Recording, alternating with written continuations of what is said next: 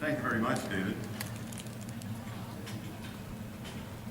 Sandy Buxton is the president of the Midhurst Ratepayers Association, and she is the one who's going to go into some detail about the outrageous nature of this proposal that essentially will destroy the rural nature of these here parks.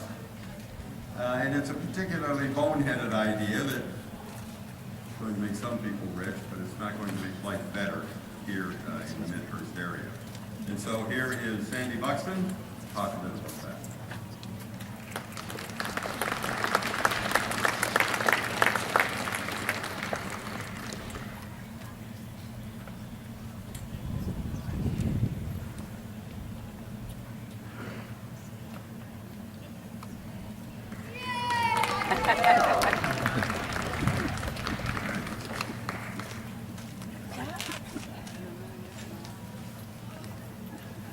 Hello everybody, can you hear me?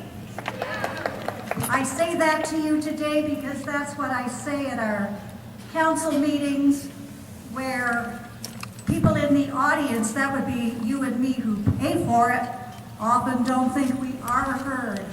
And when we get our 10 minutes of fame at these council meetings to ask questions of our elected representatives, I have trouble hearing. As you can see, I have a few disabilities. Fortunately, some of them you can't see, and I won't be showing you. I'm here today as a representative of the little guy. We all know them. Most of us are little guys. Most of us don't have the celebrity aura about us that our distinguished panel has today, and wow, am I impressed. Thank you for coming.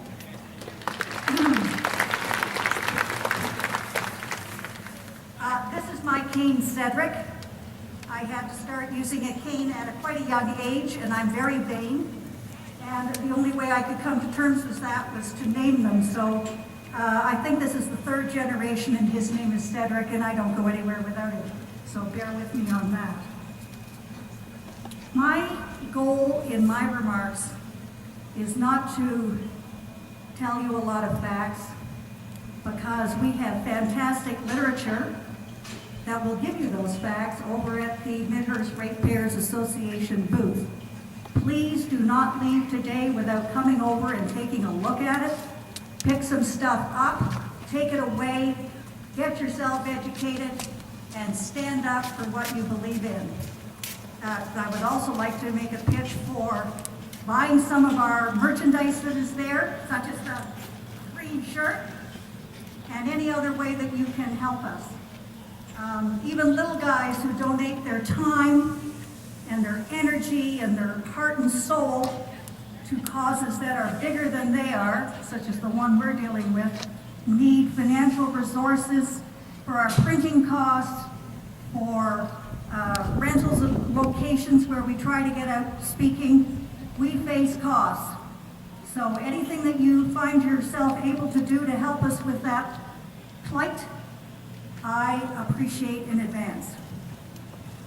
Okay, I guess I've hit you up enough for money, eh? All right. This morning when I was trying to think what the heck am I going to say in such distinguished company, I came across a quote from Abraham Lincoln. Maybe not our particular hero, but mankind's hero in many ways for what he was able to achieve all those years ago. And here's what he had to say. You can't escape the responsibility of tomorrow by evading it today. And that is why this Ratepayers Association exists. It's why I got involved. It's why you're here today. It's our job to be good ancestors. We're here, we're enjoying what life has to give us. We're blessed currently with this beautiful rural village called Midhurst, and we owe it to the generations to come to pass on what we have enjoyed. It is a sin, not a popular word these days, but in my view, a good one. It is a sin to allow this mega project, Midhurst mega sprawl, created by the extra special rule, a custom loophole designed just for Midhurst, doesn't apply anywhere else in this fine province. It's a sin to let this area be paved over with some of the best farmland in all of Canada. I'm not an agronomist, but people who know this stuff tell me that the farmland here is not bettered anywhere in Canada, and that includes the prairies. And you know, they're not making more of it. And when it's paved over, and some future generation thinks, well, that was a colossal mistake, let's return it to what it was, guess what? You can't do it. When we ruin this, if it's ruined, if people that are pig-headed and greedy and undemocratic go ahead with paving this over, we can't put it back. Those future generations can't put it back. And that's not being a good ancestor. And I'm worried about that.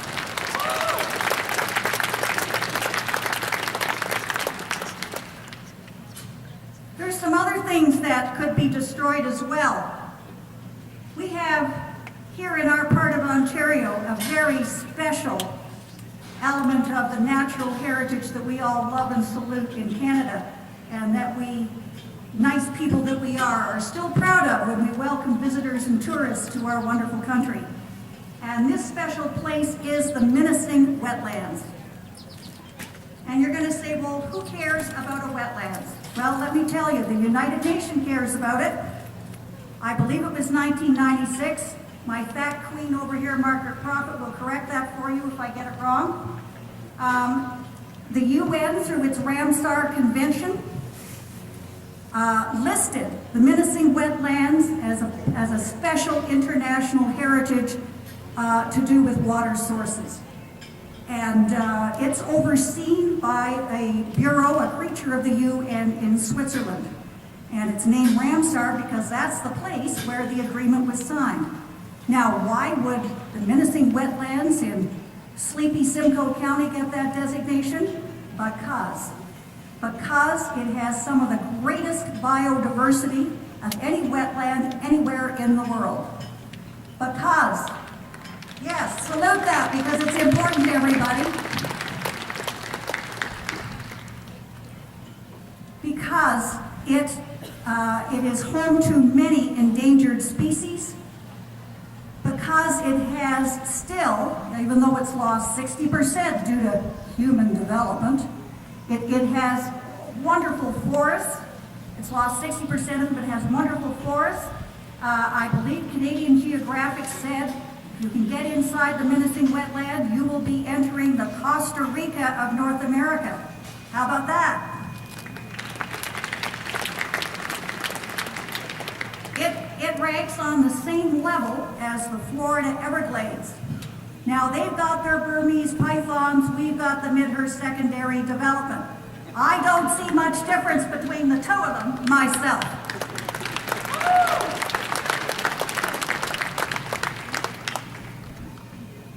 In the menacing wetlands, there are a huge number of species, animals, and flora. I think that's the botanical word for plants. Scientists here will let me know if I got that wrong. And among those animals is one that I want to mention to you today because it is so unique. This little animal is very attractive to look at. It is the Heinz emerald dragonfly. It has beautiful emerald green eyes. It has green wings. It's incredibly beautiful. And our menacing wetlands is the only place in Canada that you can find it.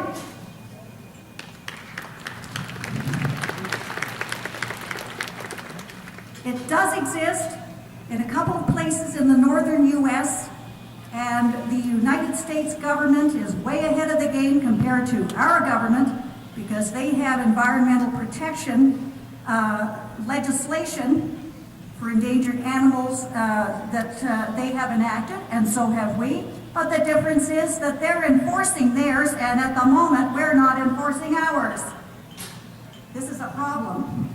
This Heinz emerald dragonfly was discovered here in Canada. Remember, it's the only place you can find it, by a Midhurst resident, a member of the Midhurst Ratepayers Association, and an amateur naturalist who looked and couldn't believe and looked and couldn't believe, and whose passion happens to be dragonflies, which, as those of you who are literary, and I know a lot of you are, will know is a very important creature all through human literature and mythology. So Chris Evans is this man's name, and he found it, and he photographed it, and he persuaded the authorities this animal is actually here. And guess where this Heinz emerald dragonfly lives? Within that giant, big, menacing wetlands. It lives just a short ways away from the discharge pipe from the extra special shiny wastewater treatment plant that needs to be built because somebody in their wisdom, or in my words, stupidity, decided they would drop a 30,000 person village, Lego village, in the middle of this beautiful area. And he is so close.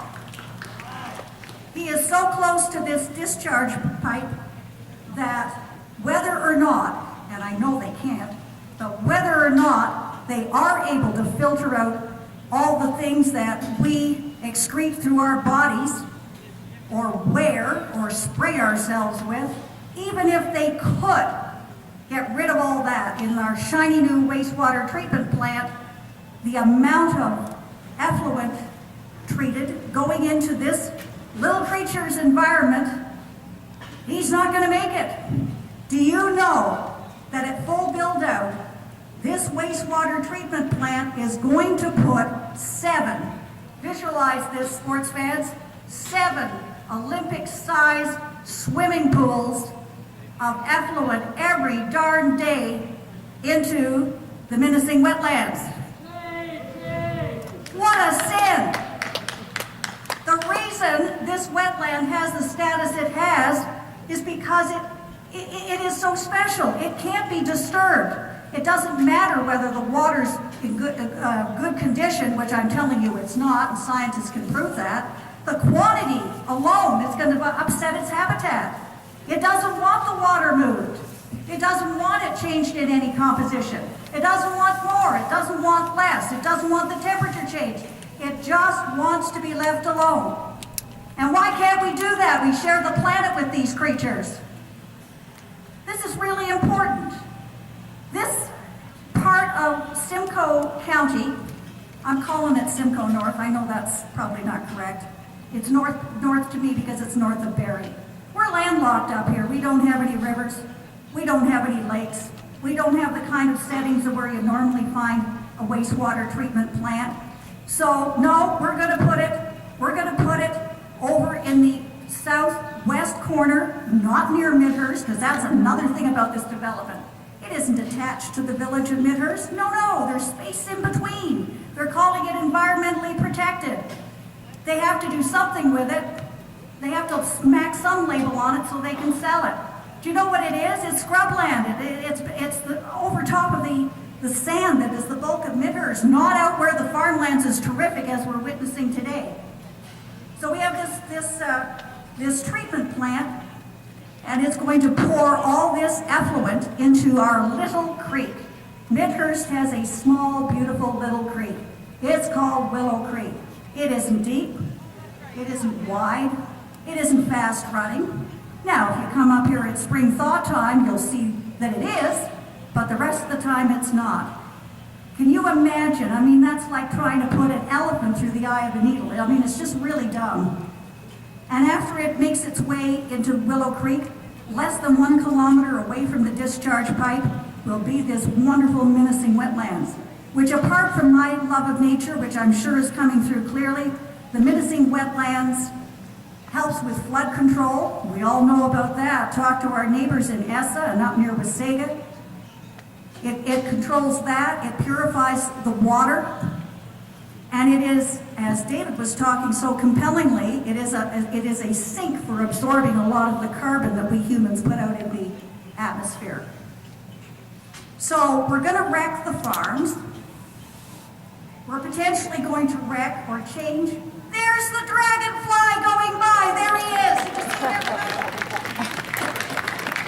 Hooray!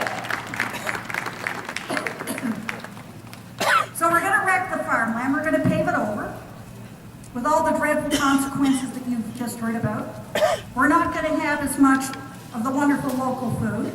Farms that are adjacent to the development, such as this one right here, are going to be thrown into jeopardy because it's going to tamper with their water sources, and they're going to have to deal with storm runoff on the increasingly freak weather that we get.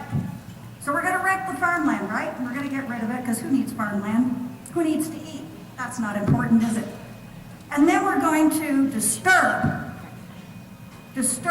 permanently the menacing wetlands, which is a regional resource. It matters to this whole big region. It is not a Midhurst only concern. It is so special, and we just can't do that. And then, of course, we're going to have to pay for it. The developers are making it clear. They're telling the township, and the township's telling us, because they like to tell us things, they just don't like to ask us anything, because that would be democratic, wouldn't it? They're telling us that the developers are going to pay for all this infrastructure, and I'm not going to get in the weeds and discuss that today. Read our literature. But I am going to say this, that if we set that on one side, who do you think is going to pay to maintain it ongoing? Who do you think that might be? Well, I'll tell you, one of them is me standing up here. Everybody who owns property in Springwater is going to pay to run this shiny, shiny new infrastructure that we have to build, because there isn't any infrastructure here. Now,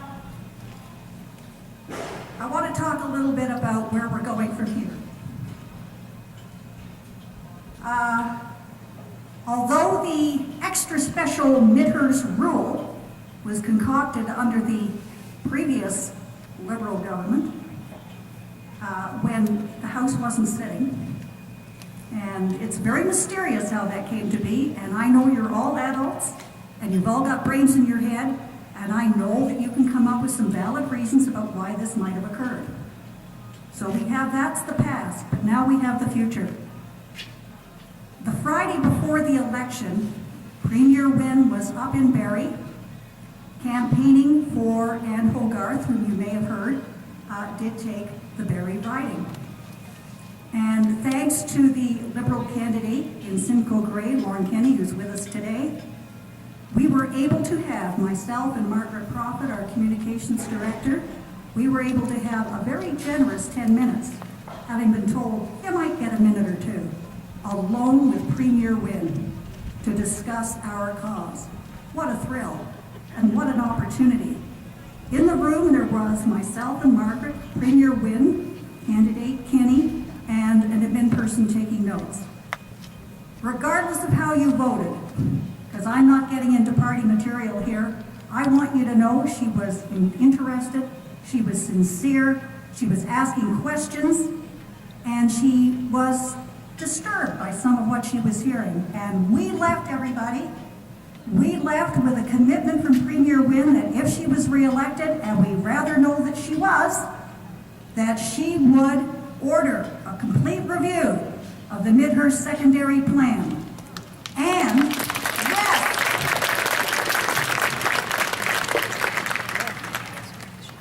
and that she would involve the Midhurst Ratepayers Association at the highest level of talks to come up with a remedy.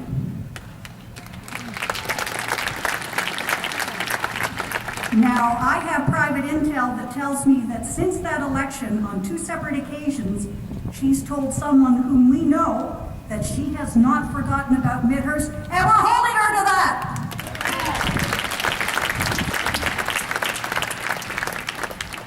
As David says, it's a new administration, a new day. They can make a change now, they can put a stamp on things. This isn't the former government, this is the new government, so we have our hopes. But we need you. We need you to be involved. We need you to join in something that's bigger than you are. We're all selfish people. I'm a highly selfish person myself. But there are issues in life that are bigger than any one of us or this crowd sitting here. Get involved. Do the right thing. Be a good ancestor. Thank you.